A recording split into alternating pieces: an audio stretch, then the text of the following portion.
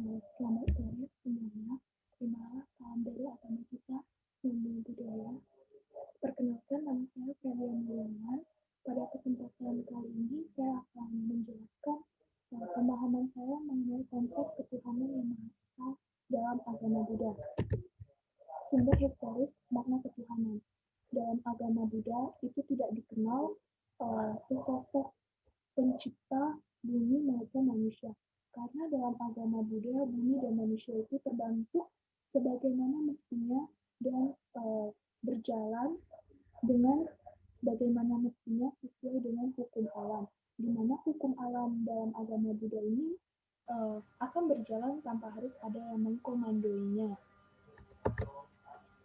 Seperti yang dijelaskan oleh Sang Buddha dalam Agena Sutta yang berisi tentang pengetahuan asal-usul manusia. Jadi awalnya makhluk dari alam abasara itu makhluk yang memiliki cahaya pada tubuh mereka. Kemudian mereka mencicipi tanah dan sari-sari yang ada karena rasa penasaran mereka. Karena hal tersebut, cahaya pada tubuh mereka lenyap. Kemudian siang dan malam mulai terjadi, matahari dan bintang pun mulai bermunculan. Dan seperti itulah bumi akhirnya terbentuk. Tanah dan sari tersebut terus dimakan oleh makhluk alam abasara tersebut hingga lenyap. Kemudian muncullah tumbuhan tanah baru yang disebut dengan bumi Papatiko. Tumbuhan tersebut juga terus dimakan oleh makhluk dari alam abasara tersebut.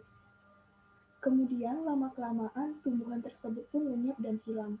Lalu muncul lagi tumbuhan menjalar baru yang disebut dengan Buddhalata. Seiring waktu berjalan, makhluk dari alam abasara tersebut memiliki bentuk tubuh yang berbeda-beda dan mulailah muncul kesombongan diri pada makhluk yang memiliki bentuk tubuh yang lebih indah dan menertawakan makhluk dengan bentuk yang tidak seindah mereka. Kemudian lama-kelamaan tumbuhan menjalar tersebut pun lenyap dan hilang dan muncullah tumbuhan baru yang disebut dengan tumbuhan padi atau tumbuhan sali.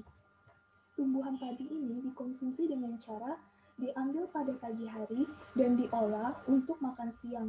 Kemudian diambil lagi pada sore hari dan diolah untuk makan malam. Nah, karena hal seperti itulah, para makhluk tersebut mulai muncul pikiran kotor untuk berbuat curang. Mereka berpikir, mengapa mereka harus bersusah payah untuk mengambil pada pagi hari dan sore hari seperti 2 kali bekerja, sehingga mereka memikirkan bagaimana caranya agar mereka dapat mengambil sekaligus hanya dalam 1 kali bekerja, tetapi dapat dipenuhi untuk makan malam maupun makan siang. Dan lama-kelamaan, setelah mengonsumsi tumbuhan padi tersebut, makhluk-makhluk mulai terdapat perbedaan yang signifikan antara individu yang satu dengan individu yang lain, yaitu dengan mulai tampaknya kewanitaan pada seorang perempuan dan tampaknya kelaki-lakian atau kejantanan pada seorang laki-laki. Karena terdapat perbedaan tersebut, mereka saling memperhatikan antara wanita dan laki-laki hingga timbul yang namanya nafsu indrawi dan mereka melakukan hubungan intim. Argumen konsep keutuhan Tuhan Yang Maha Esa. Dalam agama Buddha ada 4 rumusan kebenaran yang dapat digunakan dalam memahami konsep keutuhan Tuhan Yang Maha Esa. Yang pertama yaitu ada awal, ada akhir. Yang kedua ada awal tanpa akhir. Yang ketiga tanpa awal ada akhir. Dan yang keempat adalah tanpa awal tanpa akhir. Yang pertama ada awal, ada akhir. Seperti contohnya itu adalah awal terbentuknya bumi itu dimulai dari makhluk abasara yang mengonsumsi tanah dan sari-sarinya, dan hingga akhirnya terbentuklah bumi secara utuh, kemudian terbentuk jugalah manusia dengan dibedakannya antara individu berjenis kelamin laki-laki dan perempuan. Lalu yang kedua ada awal tanpa akhir, sebagaimana seperti suatu kebenaran yang tidak akan memiliki akhir. Seperti contohnya itu adalah bilangan asli yang tidak memiliki akhir. Yang ketiga itu adalah tanpa awal dan ada akhir.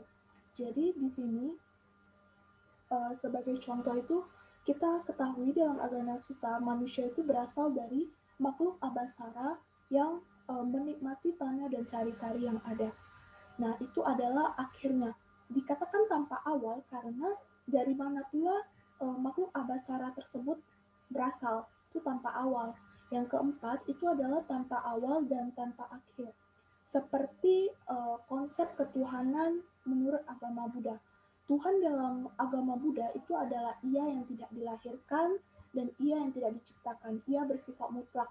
Jadi dia tidak ada awal karena dia tidak dilahirkan, dan dia tidak ada akhir karena dia juga tidak akan musnah. Dia bersifat mutlak. Konsep ketuhanan yang Maha Esa menurut ajaran Sang Buddha. Konsep ketuhanan dalam agama Buddha itu dapat dikaitkan dengan konsep ajaran Buddha lainnya, seperti konsep tujuan akhir mutlak, konsep hukum alam semesta, konsep hukum kama, dan konsep hukum tiga corak umum atau tilakana. Mengapa konsep-konsep tersebut berkaitan? Karena Tuhan dalam agama Buddha itu merupakan sesuatu yang tidak dilahirkan, tidak menjelma, tidak tercipta, dan dia bersifat mutlak. Sehingga kehidupan di bumi ini itu bukanlah dipegang kendali oleh sesosok yang kita percaya sebagai Tuhan, melainkan semua tersebut telah diatur oleh hukum alam yang mengatur pergerakan alam semesta sebagaimana mestinya tanpa harus ada yang mengomandoinya, dan hukum kama yang mengatur semua perbuatan makhluk-makhluk yang ada di bumi tersebut. Kemudian tujuan akhir umat Buddha itu adalah untuk mencapai Nibbana. Jadi untuk mencapai Nibbana, kita sebagai umat Buddha harus dapat memahami tiga corak umum agar kita dapat menghilangkan akar dari penderitaan.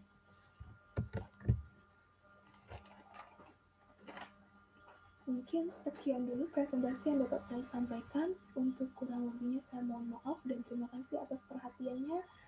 Terakhir, Namo Buddhaya.